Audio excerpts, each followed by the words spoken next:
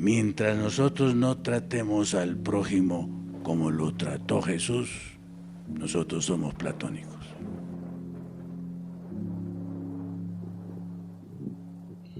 Ustedes creen que Satanás es concreto.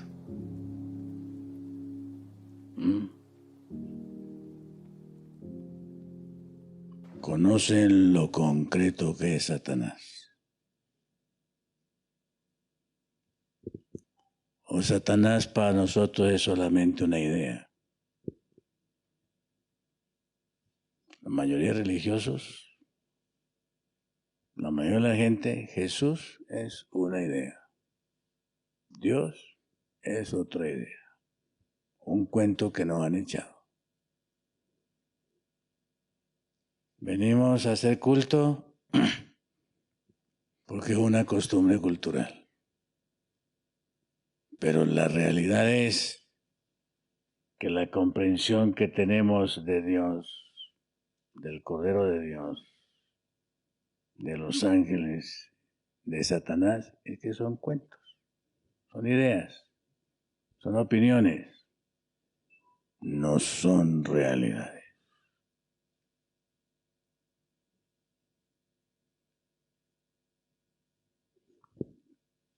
Lo aclaro con lo siguiente.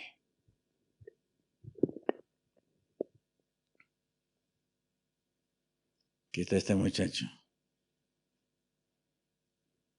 Según la Biblia,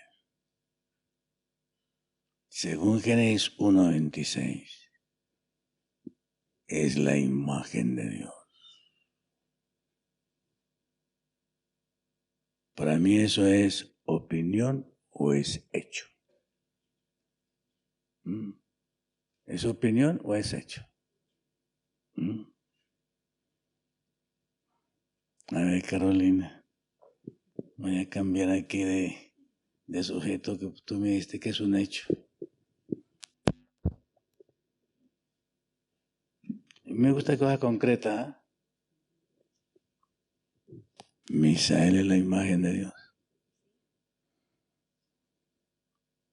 ¿Nunca te has enojado con él?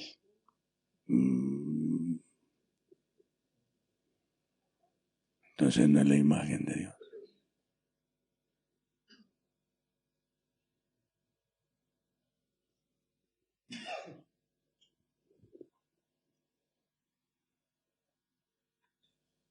Si lo que digo no tiene respaldo con el trato del ser, estoy engañado. Y yo estoy desintegrado. Y soy un bipolar.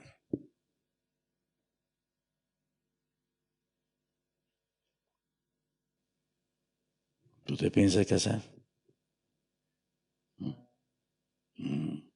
A ver. Sin bipolaridad. ¿Tienes ganas o no tienes ganas?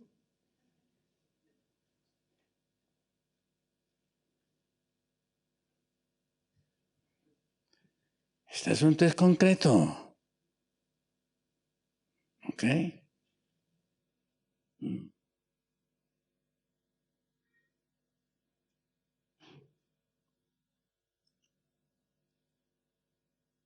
Lo más engañado, Freddy, es el amor. Mentira que amamos.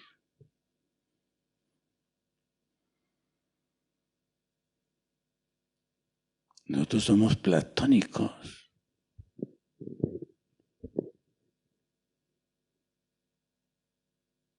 Dios no es platónico. La verdad no es platónica. La verdad no es idea. La verdad es concreta y por eso lo concreto es ser. Si no somos, estamos engañados.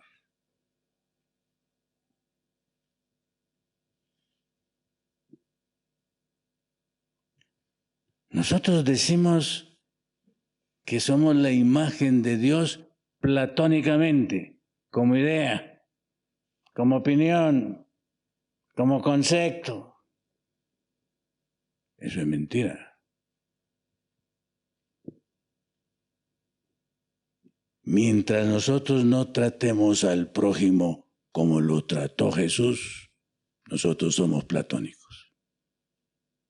Y estamos engañados, y por eso es que el diablo tiene tanto éxito con el mundo cristiano hoy, con la iglesia emergente. Hagamos al hombre a nuestra imagen conforme nuestra semejanza. ¿Qué es eso? ¿Qué es eso, hermanos? ¿Qué es eso? ¿Sabemos qué es eso?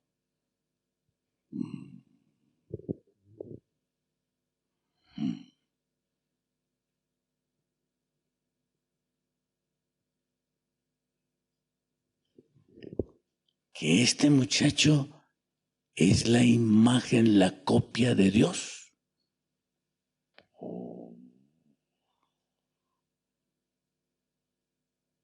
Si creo que este muchacho es la copia, la imagen de Dios, ¿cómo lo voy a tratar?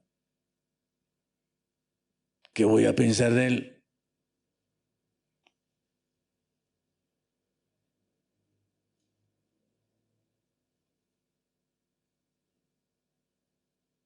El Señor Jesús nos enseñó a nosotros cómo tratar la imagen de Dios.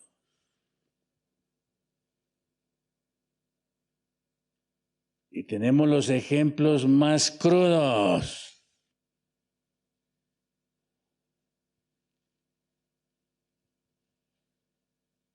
Los endemoniados. ¿Cómo los trató Jesús?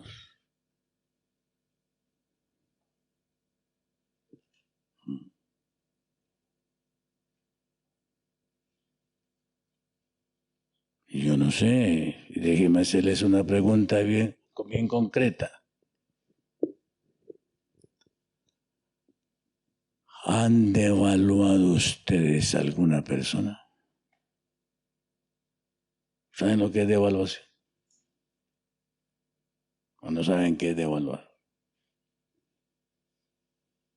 Los economistas saben mucho qué es devaluar porque están preocupados porque devalúa el billete. Y eso le tienen miedo que se devalúe el dólar, que se devalúe el peso, el boliviano. Que se me devalúe la plata, tengo que invertirla porque si tengo tierras es mejor que tenerlo en el bolsillo o en el banco. Y ahora la psicoanálisis es conseguir oro, porque ese sí creen que no se va a devaluar.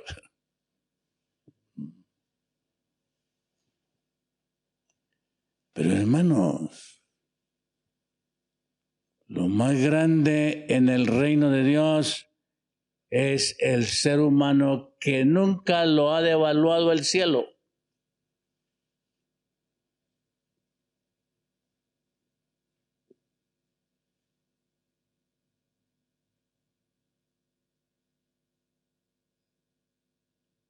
La psicología de hoy habla de estima propia. La estima propia de la psicología es la basura más horrible. La estima propia de Harold. La estima propia de Harold está escrita con la sangre de Jesús. Vale tanto como la persona de Jesús, cada ser humano, para el cielo.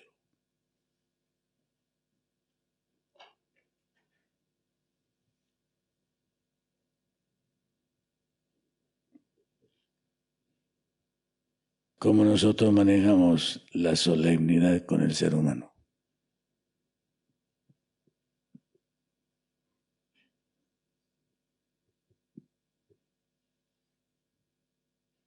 Somos platónicos.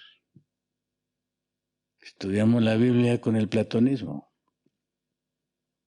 Una bonita idea. La imagen de Dios, bonita idea. Si llegamos al Salmo 8, donde el Salmo 8 dice,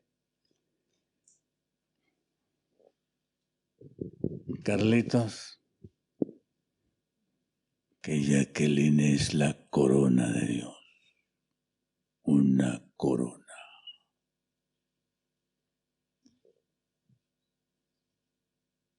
lo coronaste de gloria y lustre.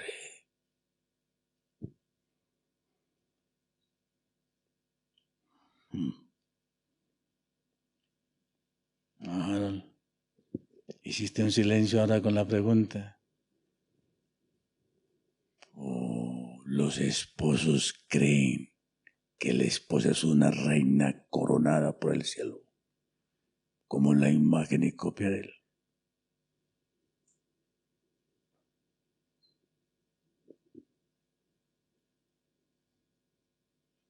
Y lo que va a ser restaurado para que sea salvo y trascienda este mundo, lo que va a ser restaurado es la imagen y semejanza de Dios. Eso es lo que va a ser restaurado.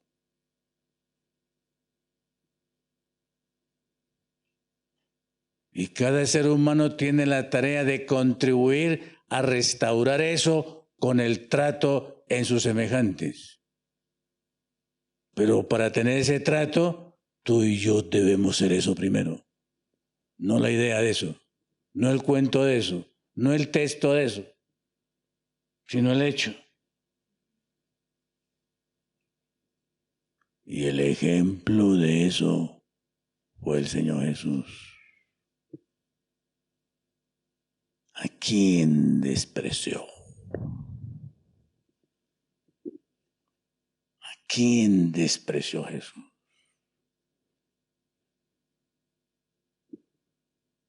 ¿A quién le quitó el valor de que es la imagen de Dios?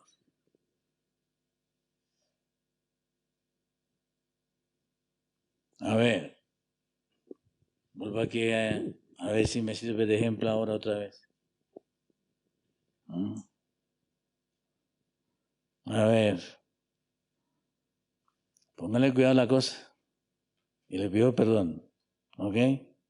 No te quiero ofender.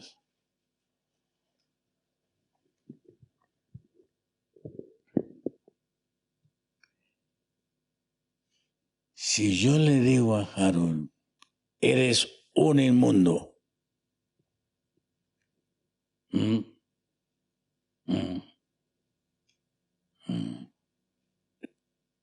¿cómo le parece?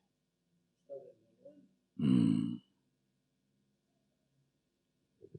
la cultura judía había unos inmundos y sabían culturalmente que eran inmundos.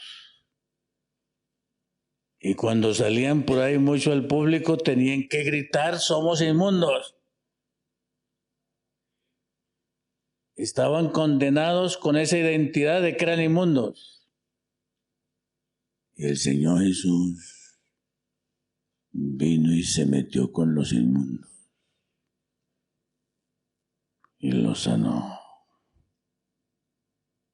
Porque para Jesús los inmundos de la cultura hebrea eran la imagen de Dios.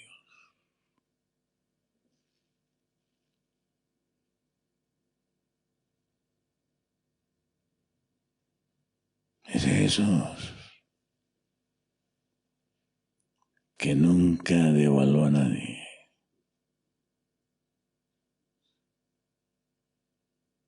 Y el que es restaurado en la imagen de Dios sabe lo que hay en el prójimo.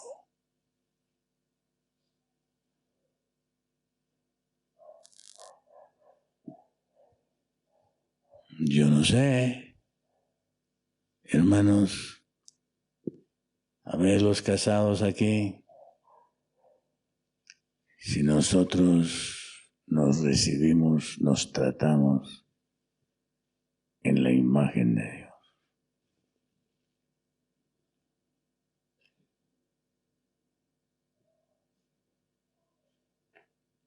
Es el Evangelio. Ese es sencillamente el Evangelio.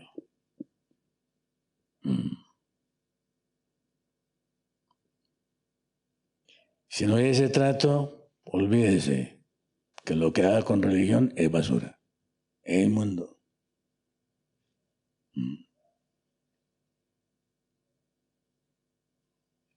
Porque todo gira el cielo todo gira en torno a devolverle el valor al pecador, al ser humano. Y eso hoy es lo que menos se conoce. Los que mejor tratan al ser humano son los que tienen interés en.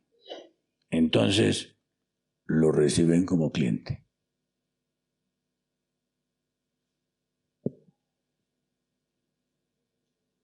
Y al cliente no hay que quitarle la razón. Al cliente hay que darle la razón porque es el cliente. Y yo sé que es la cosa mía. Delante de Dios eso es vileza. Vileza y abominación. Pero es el mundo. Es este mundo. Y esto va a terminar con un escándalo universal.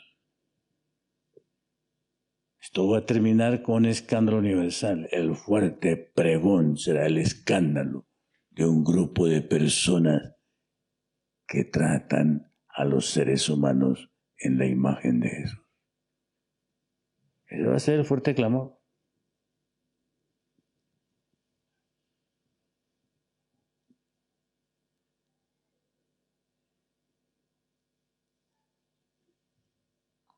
El mundo está lejos de saber qué es eso. Lejos de saber qué es eso. La mayoría de los religiosos piensan que el fuerte clamor va a ser condenar al Papa. Es lo más fácil. Pero recibir al pecador en la imagen de Jesús y meterlo en la casa y soportarlo 1 año, 3 años, soportó el Señor con amor eterno a Judas.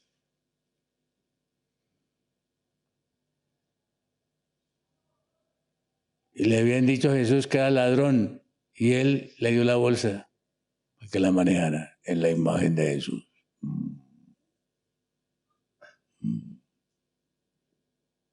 ¿Lo devaluó el Señor? ¿O lo dignificó? Y en su debilidad le dio lo que necesitaba para levantarlo. Le dio confianza. Porque es la imagen de Dios.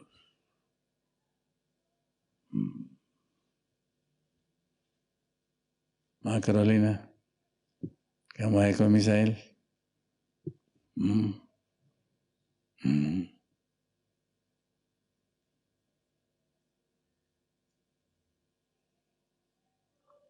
Sea el Evangelio de Jesús.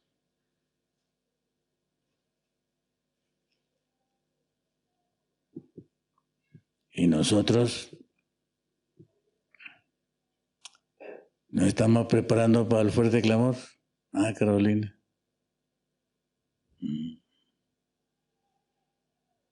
Esa es la tarea que tenemos. Y debe ser concreta, no idea. No es doctrina. Debe ser concreto.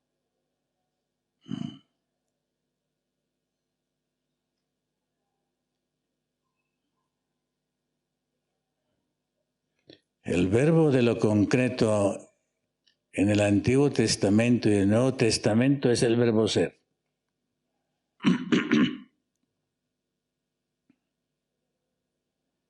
En la teología protestante, que es platónica, el ser humano es declarado justo. Declarado justo. Con el pensamiento bíblico no es declaración, es hecho justo. Es un hecho.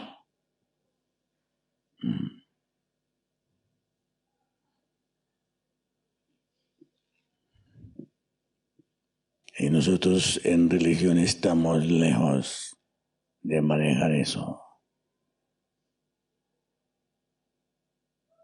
Pero eso es lo que es concreto.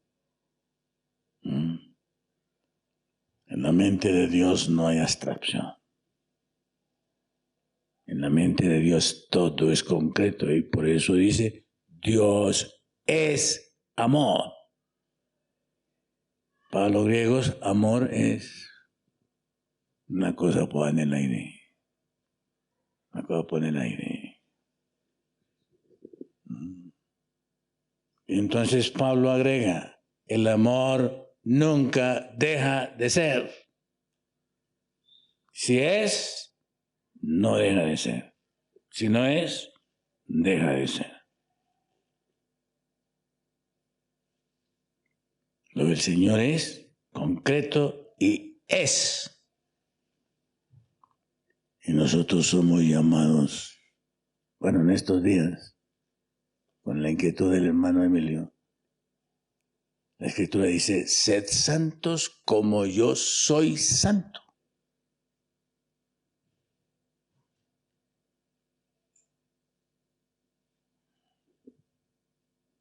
Es asunto de ser. La identidad de Dios en el Antiguo Testamento con Moisés fue, yo soy el que soy. Y en el Nuevo Testamento, la identidad de Jesús fue, yo soy. Yo soy. Y nosotros utilizamos el verbo ser con la esquizofrenia más terrible. Porque decimos soy con la lengua, pero no somos, no tiene respaldo.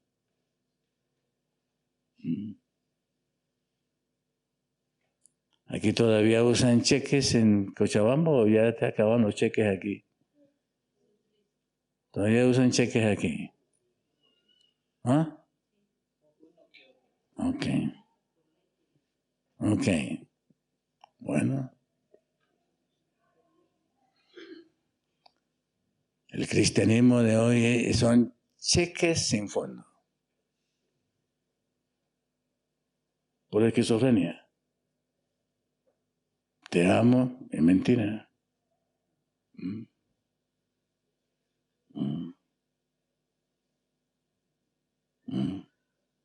Hacemos negocios y no pagamos.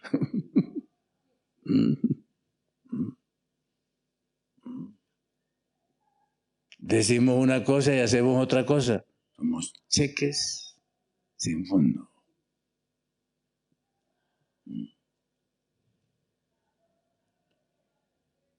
El cristianismo, el evangelio, me prepara a mí y prepara a cada pecador para que antes de hablar, ser.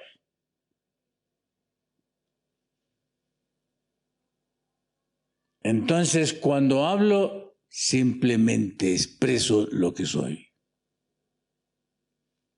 Eso fue Jesús. Eso fue Jesús.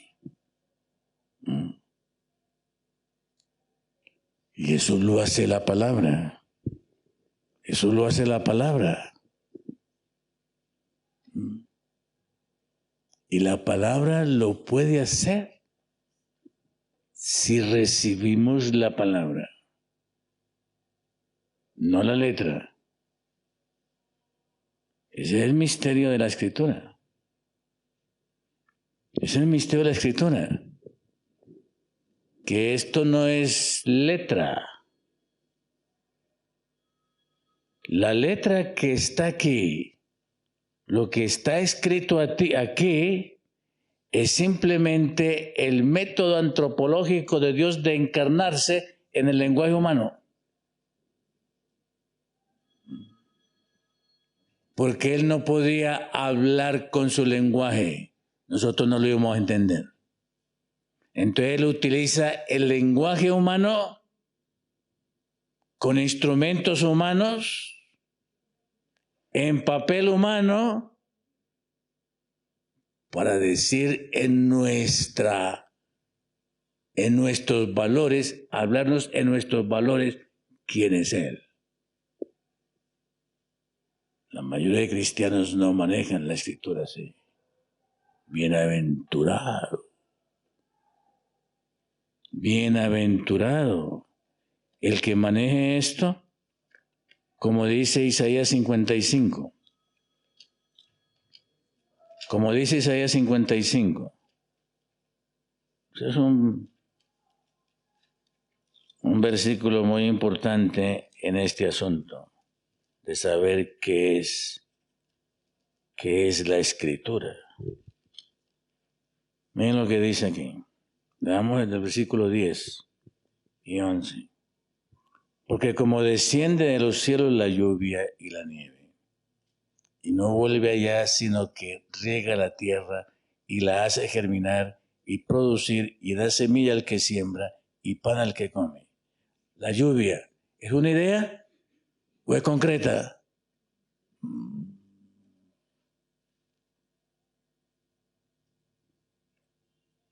La lluvia no es una idea. La lluvia no es un cuento. La lluvia no es una abstracción. No es un pensamiento platónico. ¿Qué es la lluvia? ¿Nos moja? ¿Nos moja? ¿La sentimos? ¿Nos da frío? Escuchen lo que dice aquí. Porque como desciende de los cielos la lluvia y la nieve, y no vuelve allá, sino que concretamente lo que hace, riega la tierra, concreto. Segundo, la hace germinar, concreto. Tercero, la hace producir. Cuarto, da semilla al que siembra. Y quinto, pan al que come, concreto o idea. Ahora escuchen la inspiración, versículo 11. Así será mi palabra que sale de mi boca.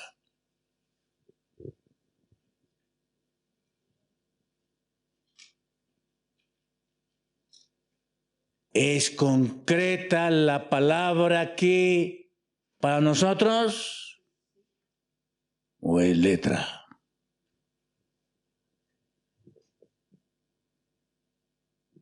Y esa es la técnica del diálogo con nosotros. Nos ha hecho esquizofrenia con esto. Nos quedamos con la letra sin el hecho.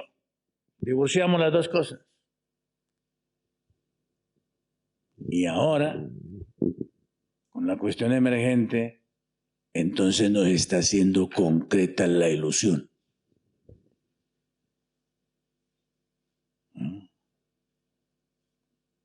Y lo que el diablo está haciendo ahora con el espiritismo,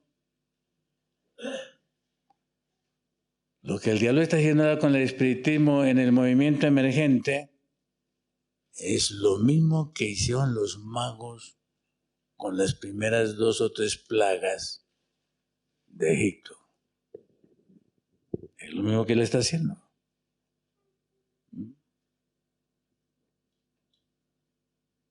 La primera plaga, ¿qué fue? El río convertido en sangre. ¿Y qué hizo el diablo con algunos magos? Le trajo también agua convertida en sangre, agua roja.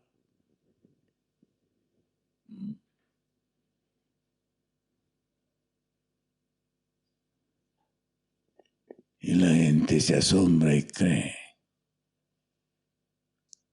Esas son las emergencias que el enemigo está haciendo hoy con la Biblia y con el cristianismo. La gente contenta, engañada, porque nunca han recibido la palabra de Dios que sale de la boca de Él. Y ustedes deben ser experimento de eso. Así será mi palabra que sale de mi boca. No volverá a mí vacía. La lluvia es vacía, riega la tierra, la hace germinar, da semilla, da pan al que come y todo lo hace. Concreto. Isaías dice que así como la lluvia es de concreta lo que hace, así es mi palabra que sale de mi boca. no volverá a mí vacía. Antes hará lo que yo quiero y será prosperada en aquello para que la envíe. Luego con Harold. Si Harold recibe la palabra hace en Harold lo que la palabra dice, así como la lluvia hace en la tierra y la hace germinar y la hace producir. Si la palabra no hace en Harold lo que la palabra dice, sencillamente Harold no recibió la palabra. Tiene la letra, pero no la palabra.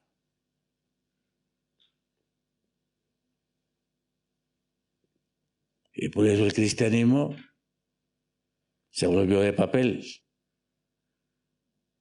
Porque leen la letra, pero no han recibido la palabra.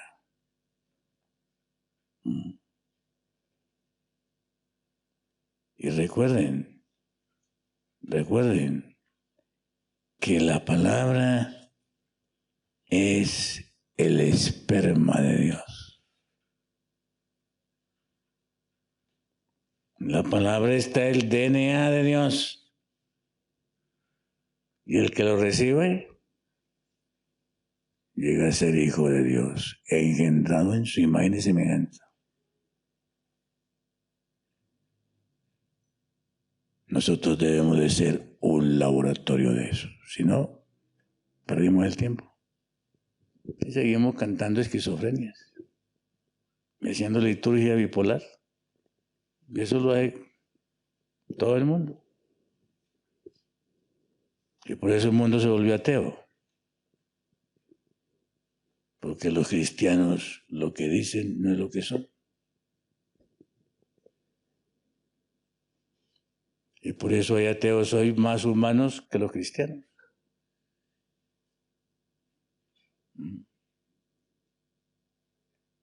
¿Qué dijo Gandhi? No me hice cristiano por los cristianos.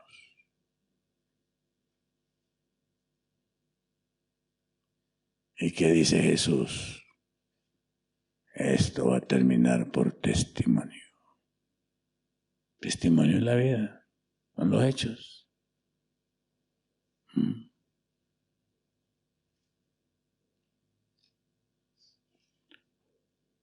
¿Cuál es la manera en que nosotros impedimos que esto sea palabra en nosotros? ¿Cuál es el problema? Que nosotros no somos el hecho de lo que la palabra dice. El primer problema, no tenemos fe. Y si no tenemos fe, no funciona. El segundo problema, choca contra mi razón. Y la palabra no se puede razonar. La palabra no se puede razonar. Por ejemplo, el Antiguo Testamento dice, la vida está en la sangre. En el Antiguo Testamento eso era locura.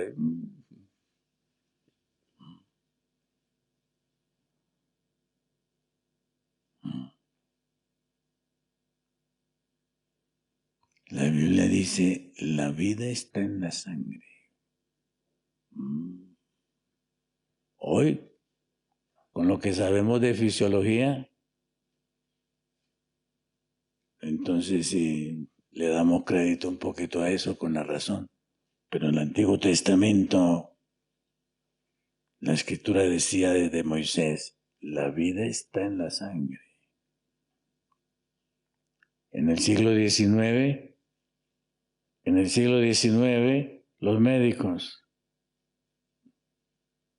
si Freddy hubiera sido médico en el siglo XIX, le daba fiebre al paciente, entonces le sacaban la sangre.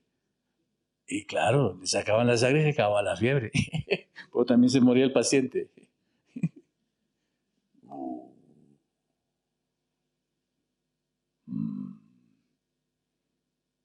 Cuando los médicos y nosotros hemos aprendido que la vida está en la sangre.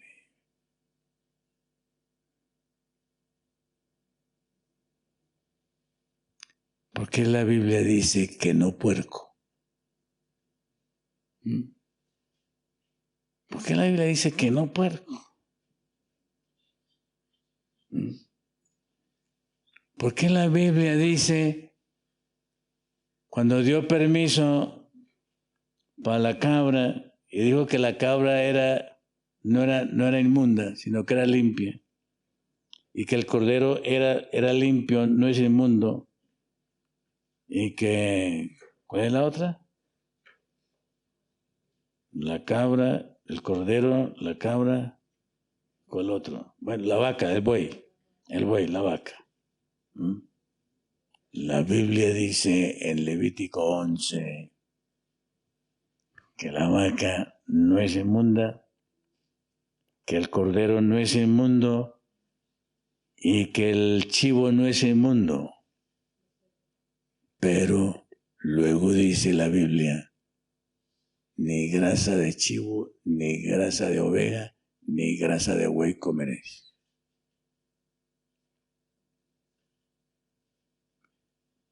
Si lo razonamos, lo vamos a razonar con el gusto mío.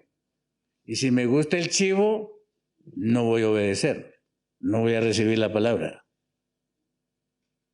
Si me gusta el chivo, si me gusta el puerco, no voy a recibir la palabra. Si tengo fe, recibo la palabra. Obedezco. Y voy a vivir 100 años sin colesterol, sin infarto cardíaco, sin parálisis, sin trombosis, sin embolias y sin ningún problema cerebrovascular. ¿Qué es la palabra? ¿Qué es la palabra? ¿Creemos la palabra? ¿Recibimos la palabra? Tan sencillo como eso. Yo no sé cómo ustedes dejaron de comer carne. Si dejaron de comer carne porque el médico les dijo que no comieran, o dejaron de comer carne porque la palabra dice cuál es el plan. Y recuerden, cuando el médico y el científico me dicen a mí que no coma carne, le doy crédito al científico. Y cuando le doy crédito a la razón, yo me inflo. Uy, yo sé, yo soy catedrático, yo sé. Pero cuando el hombre recibe la palabra por la fe, me humillo. El único que sabe es el Señor. ¿Por qué Moisés les enseña a comer carne? ¿Por qué les enseña a comer cordero? ¿Por qué hace omisión a la palabra de Dios? Por liturgia.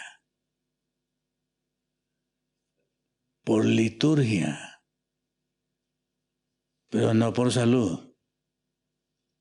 Por liturgia. ¿Ok?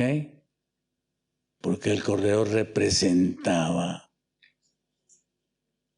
al Cordero de Dios. Y porque el hecho de comer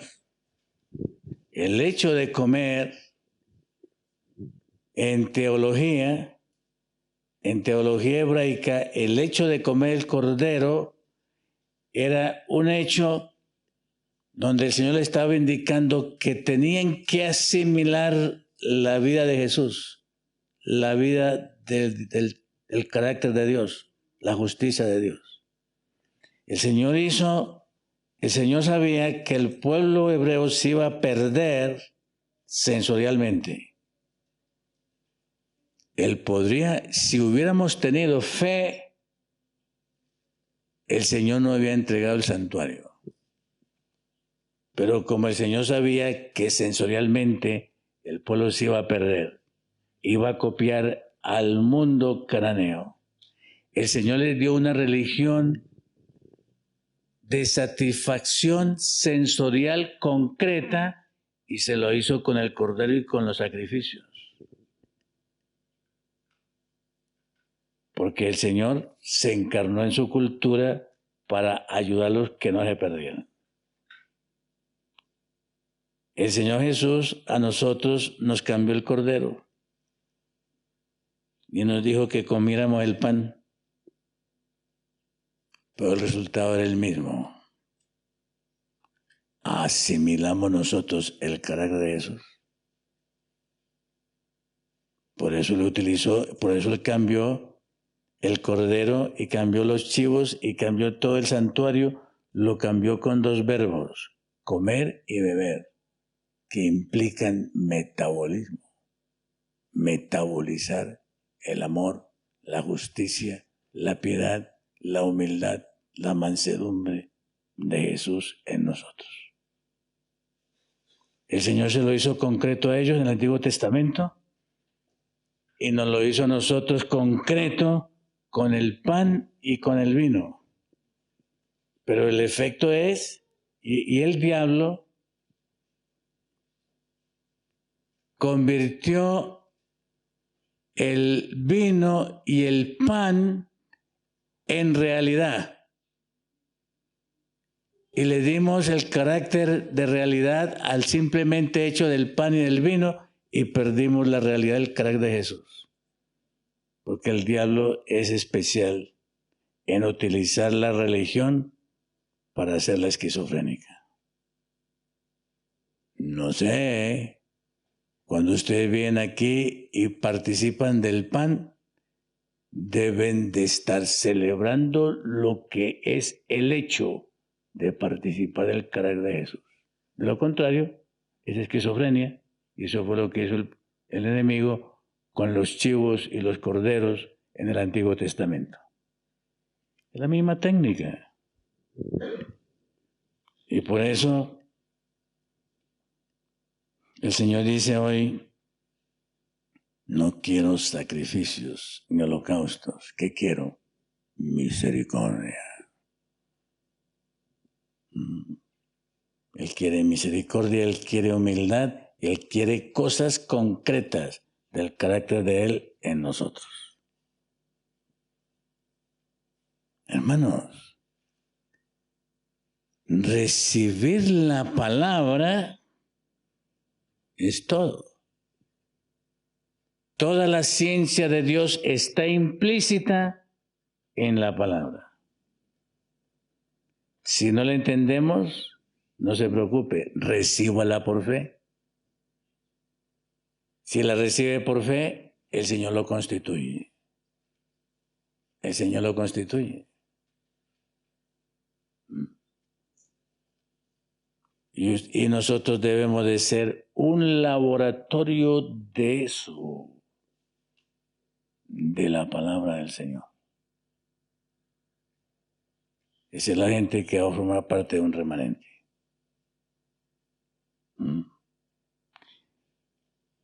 El cristianismo toma esto como liturgia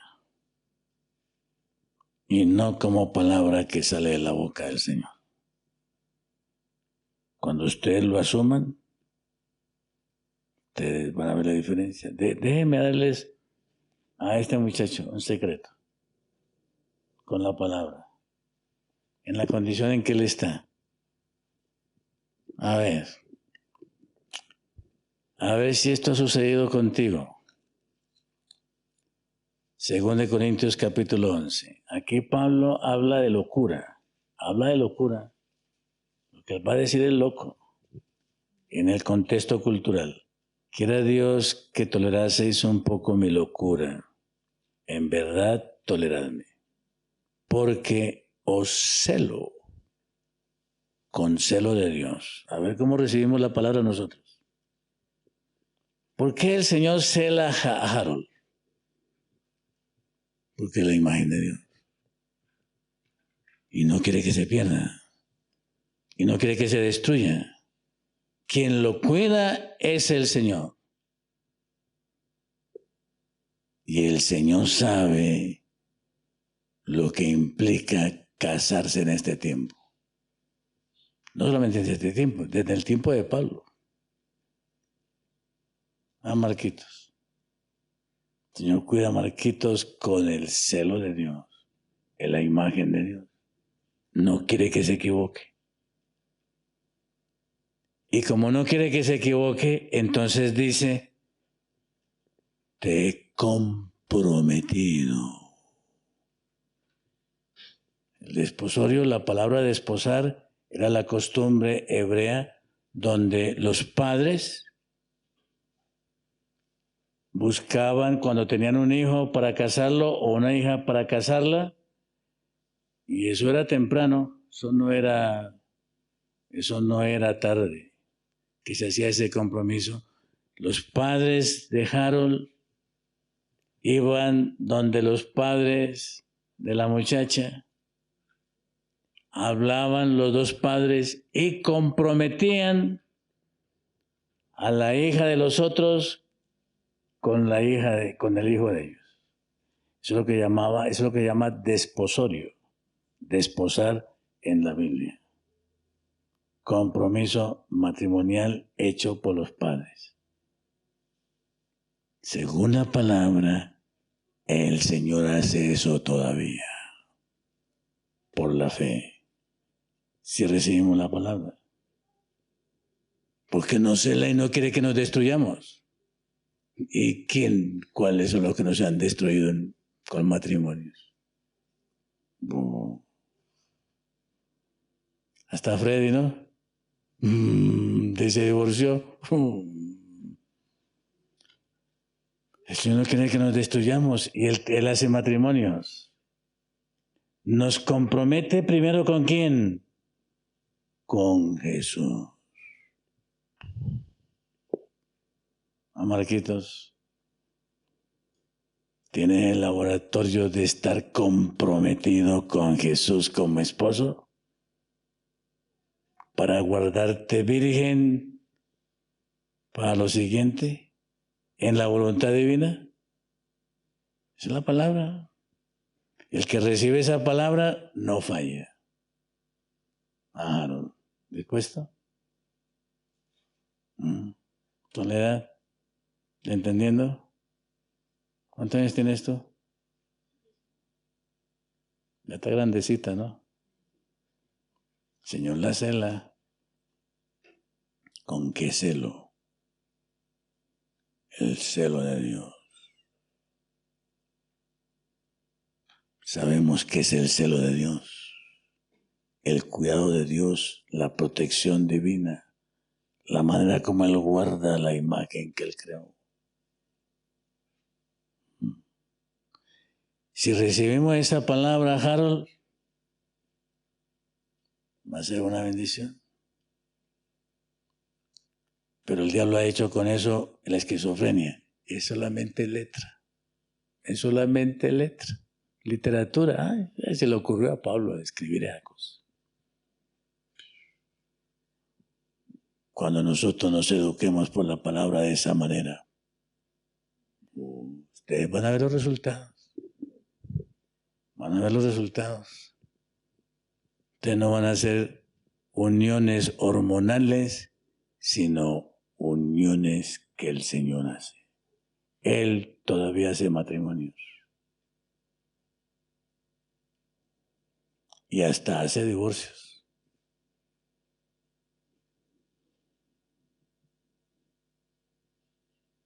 Y para hacer un divorcio, ¿saben con qué condición lo hace? Que la parte inocente tiene que haber dado el testimonio de Jesús. El Señor hace divorcio en esta cultura pervertida, pero con una condición: que la parte inocente del testimonio de Jesús. Porque el testimonio de Jesús es un poder radioactivo que rinde a cualquier incrédulo. Y cuando ese incrédulo rechaza el testimonio de Jesús, el Señor sabe que es peligroso que el incrédulo destruya al fiel. El Señor interviene. Él sabe cómo intervenir. separa. Él sabe cómo separar. Porque esta condición humana, yo no sé ni unirme y menos sé separarme. El ser humano no sabe unirse. Menos sabe separarse. Si se une, hace daño. Si se separa, hace peor. Y si hay hijos, el Señor todavía cuida su imagen y semejanza. Y la quiere cuidar en tu vida. Y si tú te dejas cuidar, ahí está la palabra. Ahí está la palabra. Y por eso es tan importante, hermanos, meditar esto. Estudiar esto. Hacer la devoción diaria, matutina y vespertina. Como dice la hermana White, dedicarle por lo menos 1 hora diaria a la reflexión de la palabra. No den por sentado esto, mis amados. Cuando el Espíritu Santo ilumina esto, cuando tú lo lees, tú te enriqueces, tú recibes poder. Ahí está el poder. Si se lo reclamamos al Señor y nos acercamos a la palabra del Señor, estamos acercándonos a la boca del Señor, que es el único sabio, que no ha errado y no va a errar. Y seremos constituidos y enriquecidos como individuos, como personas, preparados para el conflicto final. La palabra tiene poder, un poder escondido. ¿Ok? Bueno, ¿cuánto hace, hermanos, que ustedes tienen este libro? ¿Lo han aprovechado? ¿Lo han aprovechado? Redimamos el tiempo y aprovechemos lo que está aquí. Y nosotros tenemos doble maná. Nosotros tenemos doble porción. Nosotros tenemos 2 enciclopedias. En la palabra y el espíritu profecía. Qué poder que hay ahí. El Señor nos quiere ungir si recibimos esto. Solamente si lo recibimos. Si lo recibimos, vencemos la carne y viviremos en el espíritu. Señor les guarde.